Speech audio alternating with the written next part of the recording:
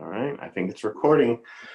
Howdy, readers. I'm Jason. This is Chapter and Verse, and this is a Maybe Midrash interview with the writer Hayden Kimmel. I've got notes here, so I'm going to be looking down occasionally. But this is Hayden, and she is the author of 8 books, including the memoir, A Girl Named Zippy, which is one of the funniest books both my wife and I have ever read, and the very Midrashy novel, The Solace of Leaving Early. So, yeah. That's how we met, right? We met because you loved Solace, isn't that right? You know, I was trying to think the other day of, because we've known each other now for 10 or 11 years. Yeah, and I can't remember. Mm-hmm. I can't remember what it was that had me first getting in contact with you. Mm-hmm. It probably was that.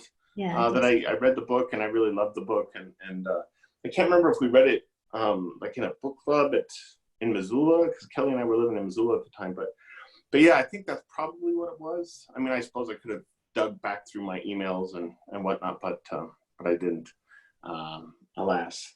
But it's a brilliant novel, The Solace of Leaving Early. Like I said, it's perfect for Maybe Midrash, which is almost over this month. But for those of you looking for books to read for next May, it would be ideal. Hayden is a Quaker. Hayden is a wit. And like I said, we've known each other for about a decade. So we'll just get right to a few questions. Sure. Yeah, so before I actually ask some questions, if you could just tell the people watching a little bit about your religious background, your faith journey, kind of childhood through where you are now. I know that there's some funny bits in there about a certain society that you were involved with in college, I think. I've read in interviews. Yeah, some atheist group of some kind. Yeah. Yeah. So yeah, if you could just tell us a little bit about, yeah, like I say, your background and journey as far as religion goes. Well, so I grew up in a town of 300 in East Central Indiana, surrounded by thousands and thousands of acres of farmland. And I grew up in evangelical Quaker, which is so Quakerism has a number of forms, and evangelical Quakers practice what is called programmed meetings, meaning they have pastors and programs. They can also have silent waiting worship as part of it, but there's singing, and it's very much more Orthodox and sort of mainstream Protestantism, but with Quaker elements also included. And then many people shift. Let's say that you were traumatized by an evangelical upbringing, which many people are. So then many people who become convinced as Quakers rather than being born into the faith are liberal Quakers. And the difference is radical. So liberal Quakerism is unprogrammed. So it's the priesthood of every believer, and silence is the actual form of the worship, but it is not limited to Christians, and it's liberals are liberal and politically active and etc. And though we all so then I'm going to jump backward but first I'm going to say, then after I became a liberal Quaker for a while, but then I became a conservative Quaker, and that's what I've been for a long time, since I was in seminary.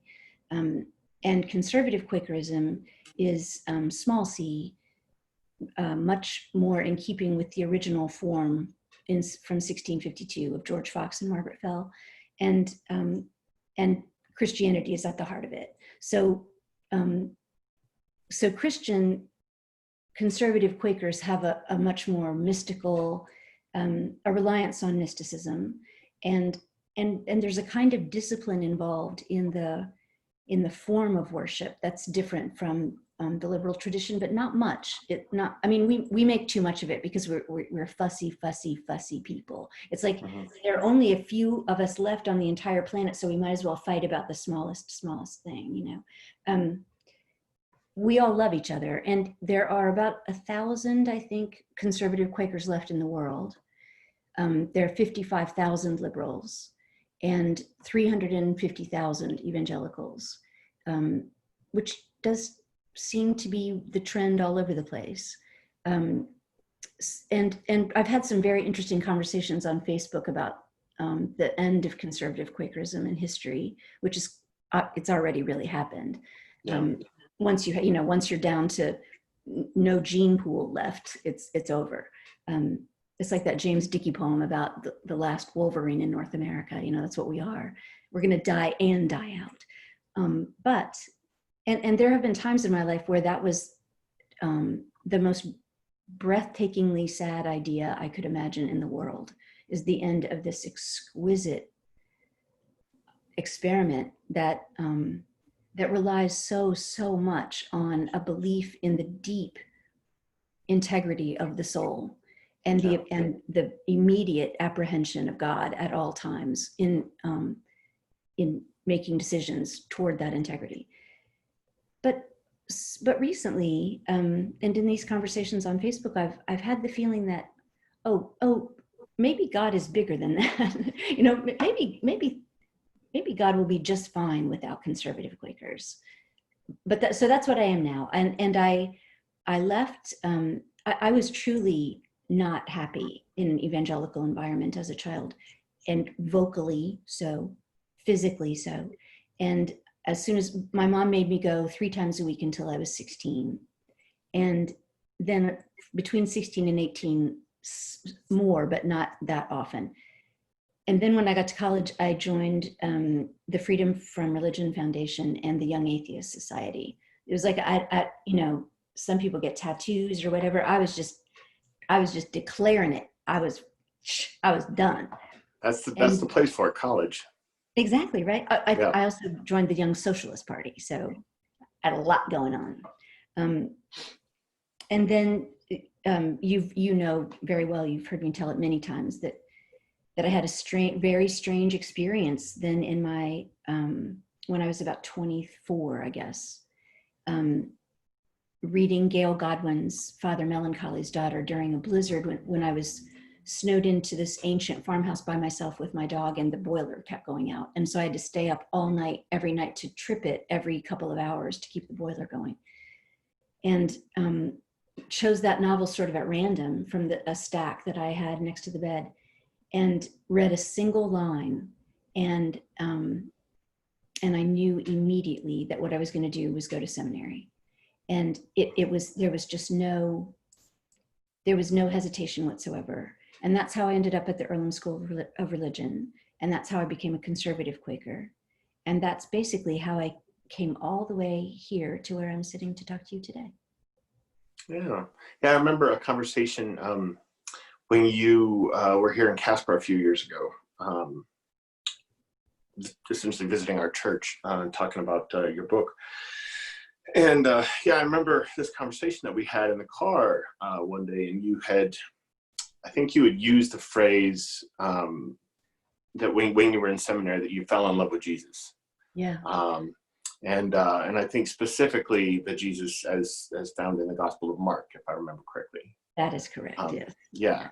And I don't know.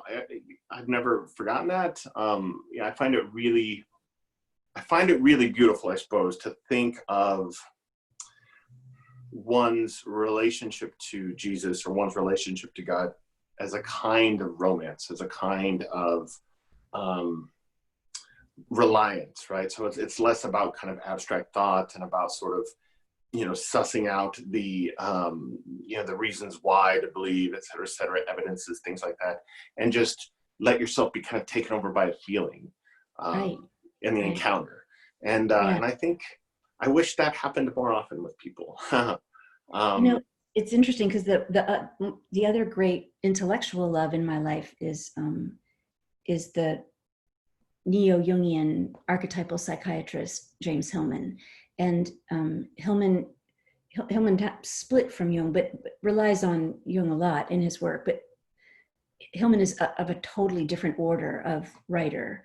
And Jung was a great thinker. Hillman was something entirely different. And Hillman talks a lot about how what the basis of transference in the therapeutic process, which is the same as how it happens between professors and students and between ministers and anyone, and it's based on the most sacred marriage in the Greek pantheon, which is not Aphrodite and Hephaestus, and it's not Zeus and Hera, it's Psyche and Eros. And when Psyche is present or Psyche is activated, Eros is always activated, and vice versa. They are not separate. So anytime that you have a deep, soulful conversation with someone, Psyche is right there and Eros is right there. And that, you can see that nature in Jesus very clearly. You know, he has a profound effect physically on the people around him, and especially on women. And he seems to love women and men, though he does seem to find the apostles to be idiots. But he's he is a physical force again and again and again. And you know, like in Mary Oliver's poem, Maybe, for instance, there are a lot of poets who write about him as this profound physical thing, and that's not an accident. That's not an accident. So yeah, I was unabashed about saying it. I was in love with him as a child, as this completely other figure. Mm-hmm. But then when I got to seminary, and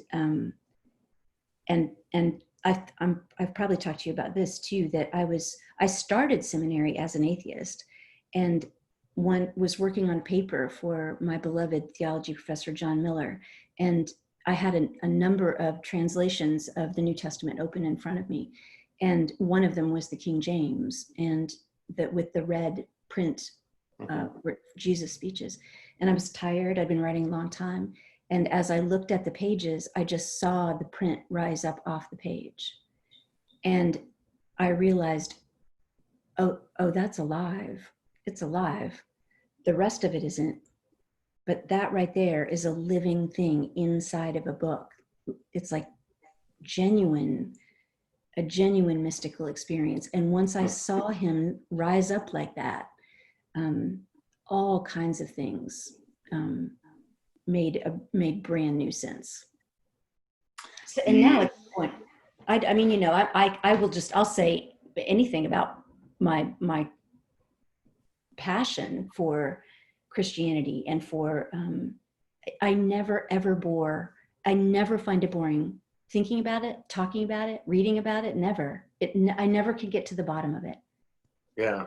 Well, and that's absolutely true. I mean, that's one of the things about it, right? You can read the Gospels again and again and again and again, and each time there's some new angle, there's some new opening, right? There's some new revelation in it. Yeah. Or you know, you might even say that you know, when you read the Gospels again and again and again, Jesus comes to seem new somehow. Like he's like he's you know, it's like you're encountering somebody that you know, you're familiar with, you love, but is somehow a new kind of mystery to you. What is that about? What is that? I don't know. Yeah, it's very interesting.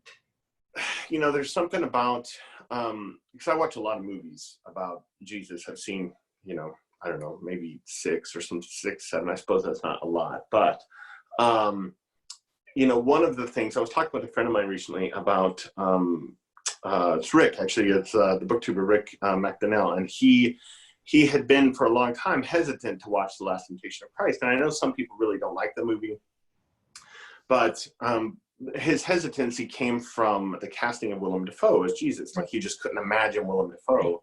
And because the novel is a perfect novel. It's perfect. Yes. And, you know, and one of the reasons I really love Willem Dafoe in that part is because there's something kind of muscular about him. Right. Not like, you know, not in a kind of action figure way or anything like this, but just how he carries himself in the movie. Yeah. And you know, he's so good at communicating kind of frustration and rage, but also tenderness. You know, I recently watched The Florida Project, which I didn't like, but I loved him in, and I actually felt like he was very much so kind of the heart of that movie. And there was something so gentle about his character. And I don't know what it is about him as an actor, but you know, I feel like his portrayal of Jesus is, it's just kind of wondrous. I just think it's just a marvelous performance. I and that's a loved it tall too. order. I didn't expect to love it, but I did. Yeah. Yeah. There's a, remember on Facebook when I was posting quotations from my favorite books, and one of them was from the Book of Mark, and it's what I file under the secret scriptures, where he's, you know, where he says again and again, tell no one I was here. And then, but the passage I loved the most, oh, and this has to do with the New David Bentley Hart translation of the Second Testament, which is word for word from the Greek, which is I think the only way to read it. It's so immediate and creepy and beautiful. And it's that scene where he's exorcising the demons, and he prevents them from speaking because they recognized him. And I don't, how do people just read right over that? How do you just read right over that? It's absolutely stunningly interesting.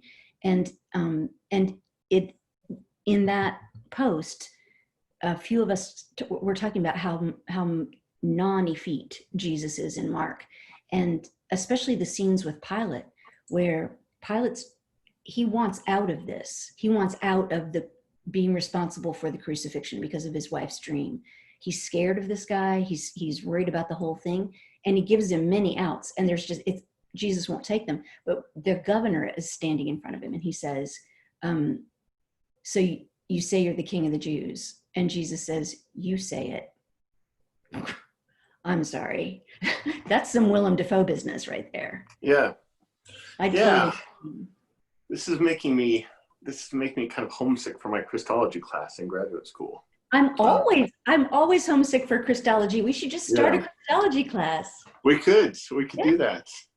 So if any of you are interested in a Zoom Christology class, I will leave my email below. And I've still got all my Christology books, and I never read any of them in their entirety. Like, we had to read, you know, big chunks of them, and you know, the professor, God, my Christology professor, he would come into class every day. He was very much a professor after my own heart in this way. He would come into class every day with literally a stack of books, just to share them with, just to talk to us about them. And so the first 20 minutes of class is him essentially just putting books on our radar. Every single class. Yeah. I don't know how many books he owned. I mean, it must have been many thousands of books. But, and I just really appreciated that. I wrote down the titles of so many books. And Christology was you still wonderful. have them in case we want to do this Zoom class. I do. Well, I have my Christology books, and then I have all of that other stuff just kept track of on Goodreads. All the other books that I thought sounded interesting. He was an interesting professor, Paul Dietrich. I have no idea where he is now or what he's doing, or even if he's still alive. I have no idea. But he was, I don't know, he said controversial things on occasion in class as well. He was not a fan of the Jesus seminar, with the pink and the this, that, and the other. And I remember one day in class, he said he felt, and he was sort of joking, I suppose, but he said that he felt Marcus Borg should have been drowned at birth or something like that. and I was like, well, Paul, tell us how you really feel. But that was a cool class. That was a really great class. He was on my thesis committee, and my theology professor also changed my life completely, and he did it by. Is that the one you referred to earlier? John Miller, yeah. He was my Whitehead professor, so he completely changed my life. But he was Introduction to Theological Systems was my first class on my first day, and it was like at 7:45 in the morning, and he walked into class and he said hello, and then he said, here's one thing I want to make clear from the beginning, and I want us to agree about it. Nothing that is said in this class will ever have anything to do with your childhood damage.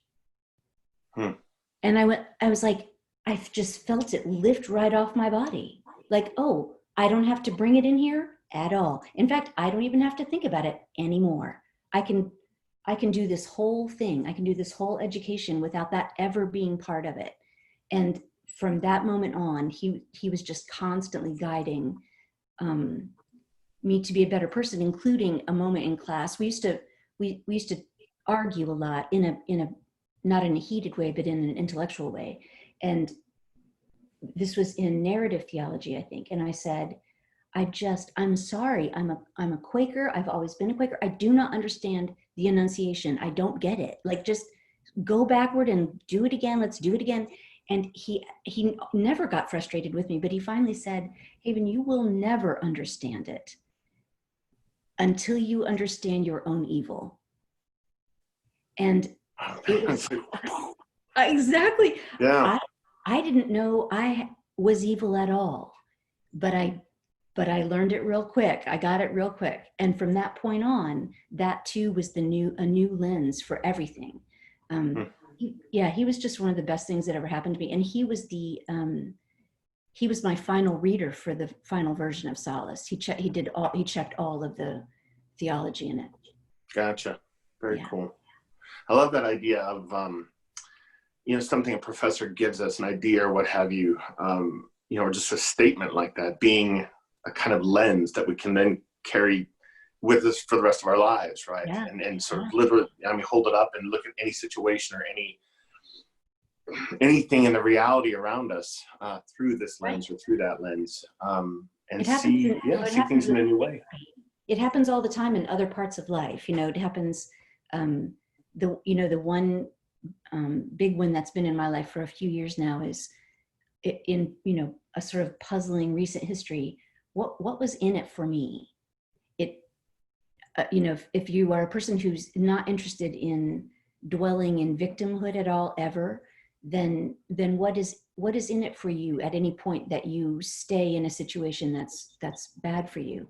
And if John Miller had not said that to me about evil, I would not look at myself as mercilessly as I do. But that's the only kind of interrogation that gets us to the truth. If we stand back from the truth at all, and of course, if we're standing back from the truth at all, then we are also not doing Christianity. So it really is all connected. Yeah, this is just lovely. I know. Yeah, this is really great. Actually, I don't think we're really going to have time for the questions because I don't know how long the recording. I don't know. I guess what I'm saying is I don't know how big the recording is going to be too big for me to get onto my channel. But do you want to before I let you go, you want to skip to the last? Do you want to skip? Yeah. To the So last? I thought that would be kind of how we would end this. So basically, I wanted to ask you, since that's what we've been doing this month here on YouTube, is reading fiction and nonfiction, literary fiction and nonfiction, not reading Left Behind or anything like that. I have deliberately tried to steer people away from books like that. But we've been reading novels that investigate this kind of, religion and art and kind of where that border is. Right. So I thought I would ask you, what are two works of literature that deal seriously with religion that you feel like are underread or appreciated, that you feel like people should be actively seeking out, and why? So I actually brought them so I can show you the covers as well. I do want to say first that I've been reading, I read about religion nonstop. I mean, it's always right beside my bed at all times. But I've been reading a lot of poetry, and maybe that's always true though, now that I say it out loud. It's maybe always true, but I have a lot. And I have discovered that poets who write seriously about religion that's about as good as it gets. That's as good as it gets. Yeah. So this book I love very much. It's called The Gospels in Our Image, an anthology of 20th century poetry based on biblical texts. And the way it's laid out is that, so you have the Word Made Flesh, the Annunciation, the Marriage at Cana, the Magi, and then you have like 15 poems by great poets, James Dickey, Sylvia Plath, Louise Gluck, on that subject. So it's actually divided that way. And so you can read one vision of the Marriage at Cana after another, after another, after another, and it just gets deeper and richer every time. I've been reading a lot of Rilke, the Book of Hours, but also I'm always reading a lot of Rilke. I should pay attention to that. But so I feel like the unappreciated, serious religious literature right now is all about Judaism. It's all being written in the Jewish community, and just with stunning power. There are these two writers I love. A Guide for the Perplexed by Dara Horn. Sorry for this reflection in here. And Rebecca Neuberger Goldstein's 36 Arguments for the Existence of God. I know about that one. Yeah. You would like this one a lot. And in fact, I think I've read a lot of hers. So she also wrote, she has a doctorate, I think, in philosophy, and she wrote about Spinoza and incompleteness, the proof and paradox of Kurt Gödel. So she writes about math. Right, the mind-body problem, properties of light. She's big right now. But the book I love the most is by the wonderful, wonderful, wonderful Joseph Skeibel, called A Curable Romantic. I've never heard of that. I don't think I've ever heard of that. The blurb on the back: intellectual comedy of the highest order, J.M. Katsaya. Oh, just a Katsaya blurb. I didn't even know he loved comedy of the highest order. Huh.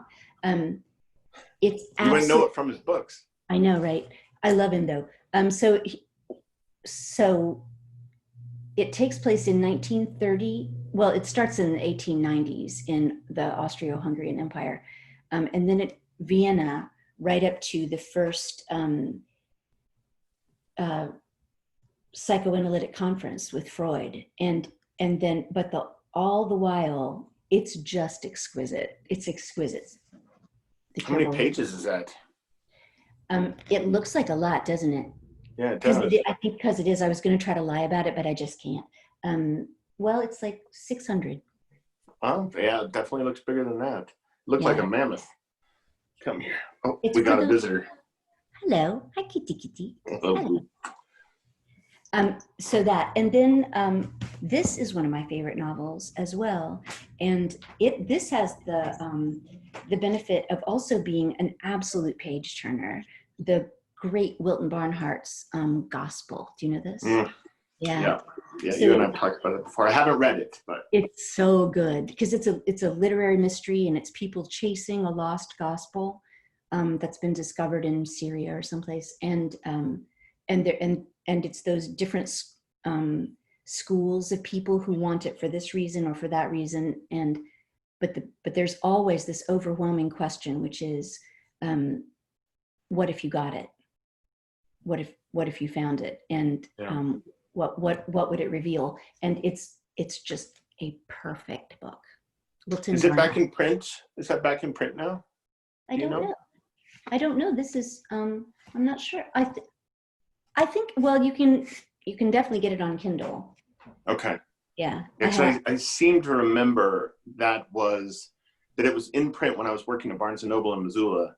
And like I could actually mark the spot when it went out of print, when I couldn't get it anymore at all. Like we couldn't order it in from the warehouses anymore or anything like that. So, which made me sad. I should have maybe looked that up before I chose it, but. No. That's why we have libraries. And we'll have libraries again soon once they all open back up. Yeah. But yeah, that's not a big deal at all. So what have you read lately that you loved? Yeah, so it's funny. I just did a tag on my channel the other day about the 10 best books I've read in the last 10 years. So one book for each year. And the best book that I read last year was Lincoln and the Bardo. Oh God! The George Saunders. Yeah. So I'm. It's unbearably good. What's that? It's unbearably good. Yeah, and that was a book that, you know, when I saw the form of it, I wasn't sure how I was going to feel about it. I wasn't sure I was going to, you know, find the key to kind of navigating it. But yeah, I mean, it happened pretty quickly. I mean, he's a really, really, you know, I was talking with somebody about Hilary Mantel here lately about Wolf Hall, and about how she trusts her reader so much in that book. Like she doesn't sort of lay everything out. She just drops you in this world and expects you to kind of find your bearings. Yeah. And she's a good enough writer that you're so right about that. Do you know she does this trick that I think other writers notice it right away. She doesn't differentiate the male pronoun. If there are a number of men in a scene, it's always only ever Cromwell. Yeah. He is always Cromwell. That is absolute mastery right there.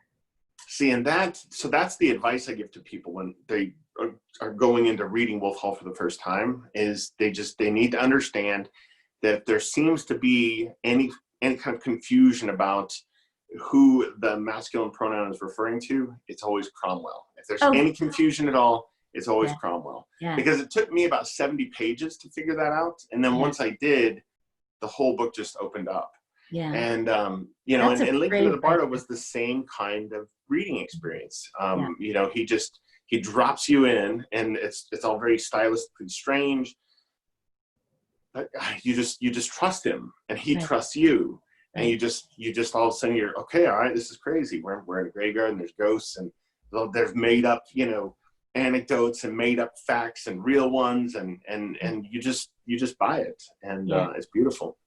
You know, he's the thing about Saunders is that he is a great wit, and that in a sort of John Donne wit way, and he's always been that way. So his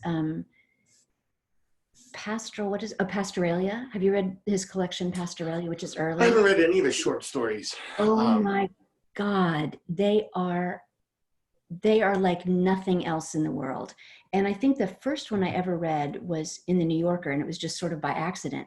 And I read the first 3 paragraphs, and I thought, well, here is a new thing going on in the world. I've never read anything like this before. And they're everything in Pastoralia, and also in Civil War Land in Bad Decline, is the same way. Like you just have to go with it. There's no genre. He doesn't fall into any genre. He's in his own genre. But Lincoln and the Bardo was even a whole other jump forward. Yeah, that book is. I know, you know, I don't read many novels where as soon as I finish the book, I feel confident that, you know, if human beings are still around in 100 years, 150 years, if we're still reading books, that this book is going to be there. It's going to still be read.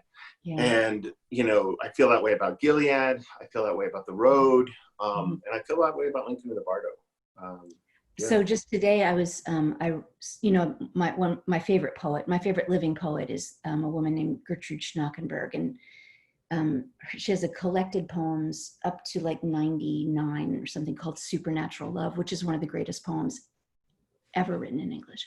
And I read it out loud to Scott today, and we were talking about it after. And even though I've been reading it nonstop for 25 years, I read it at least once a year, sometimes 2 or 3 times a year. I got to the end and I said, I'm just glad to be alive because I get to read this one poem. I'm glad to be alive. It's amazing how someone can be that gifted and true to their gift. It's a huge thing. So my favorite living poet is Christian Wyman. I'm halfway through that book that you recommended. Yeah. It is brilliant. It is fabulous. Yeah. So he has a book of poetry called Every Reddened Thing, and the title poem, the poem from which the book gets its title, is it's just I read it and reread it and reread it, and it's like nothing else I've ever read. I mean, it's probably my favorite poem. Not just from a living poet, but just period. It's certainly the poem I spend the most time with. I'm going to read it the minute we're done here. I'm going to read it immediately. It is beautiful. God, it's just, yeah, I'll have to talk to you about it. Like, Yeah. we'll have to have another conversation or something like this, just about that poem. Yeah, the poem is just remarkable. Yeah. So let me know what you think. Well, the thing about this book, He Held Radical Light, is that I'm reading it slowly because it's so beautiful and it's so spare that it's physically painful. Like I'll read 2 or 3 pages and just be in physical pain because of how good it is. There's it's incredible. Thank you for that recommendation. So even better than this book, he has a memoir called My Bright Abyss, which is maybe the best book I've ever read on religion. The Right Abyss? Yeah, it's called My Bright Abyss. Okay. And it is, yeah, I mean, I love He Held Radical Light, but My Bright Abyss it's on a whole other level. I mean, there's something on every page that you just have to put the book down and think about what you just read, because it's so profound and it's so mysterious, and it's, I mean, you have to process it page by page. You have to process it because I don't know, it feels a little bit like, I don't know, like almost a kind of literary x-ray of his soul or something like this, that book. And he's special. Christian William is special. He says that brilliant thing in Radical Light about how it's always the case that people who have great talent in a vocation don't want to do it because it's so unnerving and the responsibility is so great and there's so much at stake for the individual. And as soon as I read it, I thought, imagine how it feels to be you, Christian Wyman, like, because you're doing it hugely every single page, every page. Yeah. He's like cut away everything except this most essential thing. I love this. Thank you. Yeah, you're welcome. You're welcome, my friend. Well, this was fun. It was great. This was fabulous. Yeah. I will, once it's uploaded, provided I'm able to actually get it uploaded. Technology and I are sometimes at, what do they say? Cross purposes. Yeah. Or it used to be one of my favorite quotations from Woody Allen when we still quoted Woody Allen. I am at 2 with nature. Mm-hmm. You are at 2 with technology. I am. I can be. Certainly Zoom. But yeah, this was wonderful. Thank you. It was lovely. Let's talk about a Christology class. I would love it. Yeah, it could be cool. Yeah, let's do it. Let's chat about it. We'll let some ideas germinate, and maybe I'll put a little questionnaire or poll or something on my channel just to find out how many people would be interested. Yeah, because I know a bunch of people who are, they're sheltering in place who would love to be having this conversation. Cool. Yeah. All right. Yeah, let's talk about it. Right. Give my love to Kimmel. I will do that. I will see you later. Bye.